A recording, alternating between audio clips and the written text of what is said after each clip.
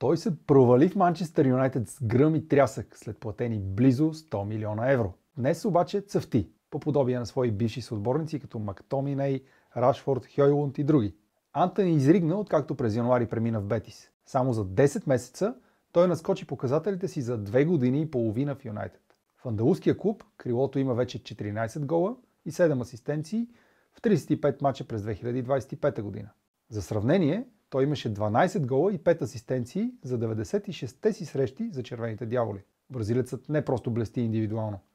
Той помогна на отбора от Севия да стигне финал в Лигата на конференциите срещу Челси и справо мечтае да е в състава на Карло Анчелоти за Мондиал 2026. Според теб има ли причина куп провалили се на Олд Трафърд играчи после да изригват? Спомни си и по-старите времена с Форуан, Пике, Ди Мария, Депай и други. Чакаме коментара ти. И не забравяй да влизаш в сайта ни всеки ден за актуални футболни прогнози.